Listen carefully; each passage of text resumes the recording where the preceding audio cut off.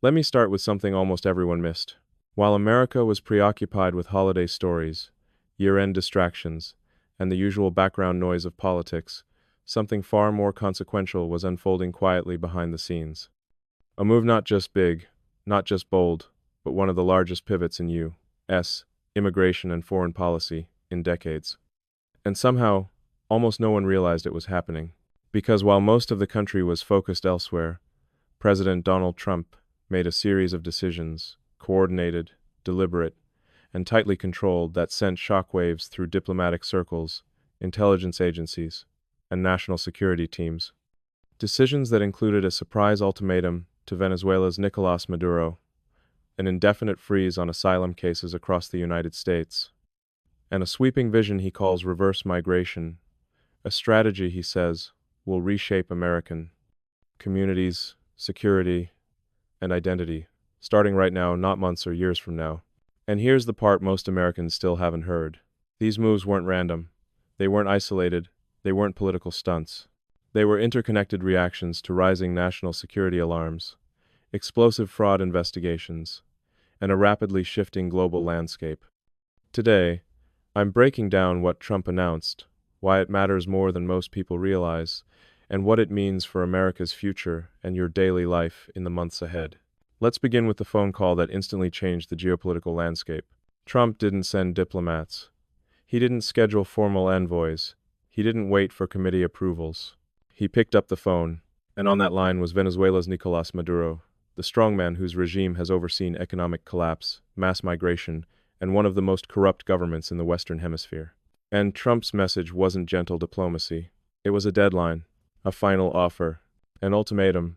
He told Maduro directly, step down from power immediately, resign, leave peacefully, and the United States will guarantee safe passage for you and your family. But this is your one chance.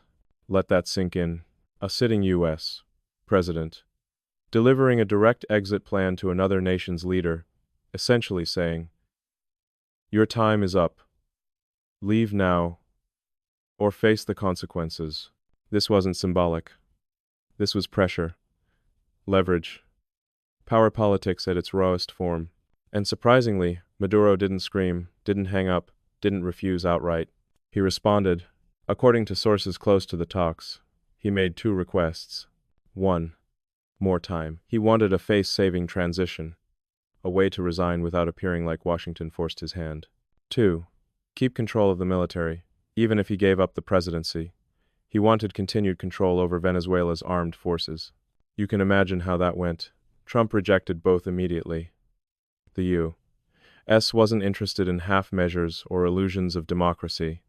The goal was a real transfer of power, a genuine opening for a new government capable of stabilizing Venezuela and cooperating with Western allies. A follow-up call was scheduled. Maduro didn't show. He went silent, completely. Radio silence from Caracas, and that silence was loud. It signaled one of two things. Either Maduro was digging in, or he was scrambling to figure out his next move, possibly consulting Russia, China, or anyone who could help him cling to power. In Washington, silence usually means escalation is coming, and Trump didn't wait long. Trump scheduled a major national address, an Oval Office announcement specifically about Venezuela.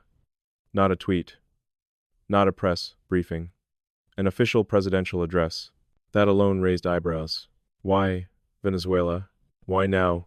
What was coming next? To understand that, you need context. Venezuela sits on the largest proven oil reserves in the world, bigger than Saudi Arabia's. For decades, those resources have been mismanaged, stolen, or frozen by corruption. The country collapsed economically. Millions fled. Inflation reached levels that seemed impossible, people carrying stacks of cash just to buy basic groceries. If Venezuela stabilizes, if Trump manages to broker regime change, and a functioning government forms, the door opens to enormous economic restructuring. Energy partnerships, trade agreements, oil, infrastructure reconstruction, and potentially millions of Venezuelan migrants returning home. That last part, that's where Trump's phrase reverse migration enters the story. And it's far bigger than most people realize. Trump's announcements about Venezuela weren't isolated. He tied them directly to a broader immigration strategy, one that stunned analysts because of how sweeping it was. Trump argued that the only way to fix America's immigration crisis is through reverse migration, a shift, not just in border enforcement, but in population movement. That means not just stopping future waves, not just deporting criminals, not just securing the border, but encouraging or requiring people who arrived during previous administrations, especially the Biden years, to return to their home countries once stability is restored. Trump's calculation is simple. People don't flee stable countries. They flee chaos.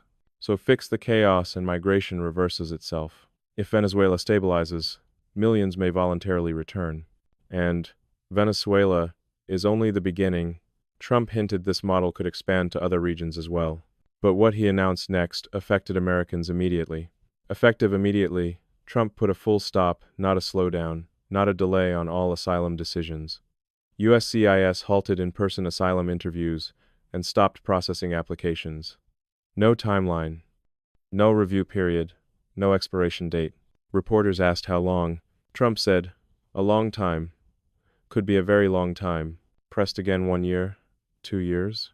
He doubled down. No time limit. This wasn't temporary. It was structural. Trump argued that the U.S. had accepted too many people from failed states without proper vetting, assimilation, or clear pathways to societal integration. He mentioned Somalia, specifically calling it a nation with no functioning government, military, or police, and described some of its migrants as arriving with values incompatible with American norms. These comments sparked backlash from civil rights groups, immigration advocates, and media outlets, calling the remarks xenophobic or dangerous.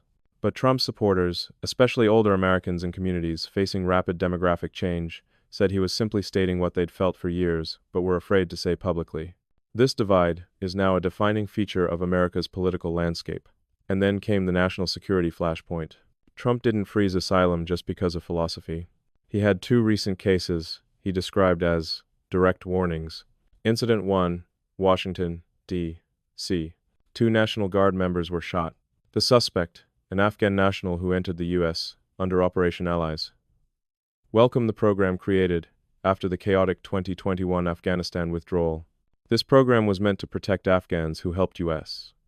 forces translators, informants, contractors. But critics say the vetting was rushed and incomplete. Incident 2 Texas. Another Afghan admitted under the same program was arrested for posting videos showing himself constructing what appeared to be an explosive device, allegedly planning an attack in the Fort Worth area. 2 Afghan nationals. 2 violent or potentially violent incidents. Both were admitted under a program intended to protect allies. Trump pointed to these events as proof of flawed vetting and systemic vulnerability. When investigators reviewed how individuals from Afghanistan, Iraq, Syria, Iran, and Morocco were categorized in federal databases, they found something remarkable. Many were labeled as white, Caucasian, due to a 1,940 seconds regulation that was never updated. This misclassification distorted crime data, terrorism risk assessments, and demographic statistics. Trump and his allies described it as a systemic flaw, some claiming it effectively hid security threats under incorrect racial categories. This revelation intensified scrutiny across federal agencies, and the timing couldn't have been more explosive because, at the same time, a massive fraud scandal was unfolding in Minnesota. Minnesota became the epicenter of one of the largest fraud cases in state history, possibly in U.S. history. According to federal investigators, networks of individuals, largely within Minnesota's Somali community, created shell companies and fake clinics, submitted fraudulent claims for autism therapy, mental health services, nutrition programs, and more, and diverted the funds overseas, including to Somalia, with some transfers, allegedly, linked to groups affiliated with extremist organizations like Al-Shabaab. This wasn't small-scale corruption. It was systemic. Billions, yes, billions were stolen through ghost billing, non-existent patients, and fabricated services. To put it in perspective, Minnesota spends less running its entire corrections system, prisons, parole, probation, than what was allegedly stolen. For years, mainstream outlets barely touched the story. Some critics accused them of ignoring it for political reasons or concerns about stigmatizing an immigrant community. But the evidence eventually became too overwhelming, and even the New York Times published a major report directly questioning Governor Tim Walz's oversight failures. When asked if he accepted responsibility, Walz sidestepped, accused critics of unfairly targeting a community, and dismissed some questions as lazy or discriminatory. Many Minnesotans saw it as political deflection at a time when real children and families were harmed by the fraud. And this case amplified Trump's broader argument. Immigration without proper vetting and oversight isn't just a cultural concern, it's a national security threat. Then came the announcement that surprised even some Trump supporters. Trump floated, expanding denaturalization, revoking citizenship from individuals who obtained it through fraud, supported hostile groups, actively worked to undermine American values or institutions. He pointed to Somalia again and referenced a controversial member of Congress widely understood to be Ilhan Omar, accusing her of entering under questionable circumstances and expressing anti-American sentiments. Whether one agrees or not, the idea sparked fierce debate about what citizenship should mean. Is it a legal status only, or a commitment to shared values? Trump's supporters say it's about loyalty. His critics say it's authoritarian. But the debate is now on the table. Trump argued that America is experiencing an identity crisis, driven by immigration policies that emphasize inclusivity without assimilation. He cited historic levels of foreign-born residents, communities living in linguistic and cultural isolation. Over half of foreign-born households receive at least one form of government assistance. His claim is that immigration used to function under a simple contract. Come to America, work hard, learn English, embrace the culture, and, in return, you get an opportunity. But now, he argues, that contract has broken down. Instead of integration, we have fragmentation. Instead of unity, we have enclaves. Instead of opportunity lifting immigrants upward, taxpayers are footing massive social service bills. This argument resonates strongly with many Americans who feel overwhelmed by rapid societal change. Zooming back out, Trump's Venezuela strategy isn't just about migration. It's about energy. It's about regional stability. It's about countering authoritarian influence. If Venezuela transitions to a stable, Western-aligned government, U.S. energy independence strengthens. Global oil markets shift. Russian and Chinese influence weakens. Migration pressure on the Western Hemisphere eases. Millions may voluntarily return home. Both Republicans and Democrats quietly acknowledge Maduro is a problem. Removing him could reshape American power in the hemisphere for decades. Here's what Americans should expect next. 1. Trump's national address. This will outline consequences if Maduro refuses to step down. Diplomatic coalitions. Possible economic or military steps. Trump has been intentionally vague on military enforcement, but he refuses to rule it out. 2. The asylum freeze will continue. There is no end date, no review timeline. This is the new normal. 3. Increased enforcement and investigations. Expect more fraud arrests, more audits, more deportations, and potentially, if legally upheld, denaturalization actions. 4. America's identity debate will intensify. Questions about assimilation, loyalty, cultural cohesion, national security, and the limits of immigration will dominate political discourse. Whether you agree with Trump or not, his announcements mark a turning point, one that touches every sector of American life, from security to identity to economics. We are living through a moment of massive transformation, and the decisions made right now will shape the country your grandchildren inherit. Stay informed. Don't rely on surface-level headlines. These conversations are too important, too complex, and too consequential to ignore.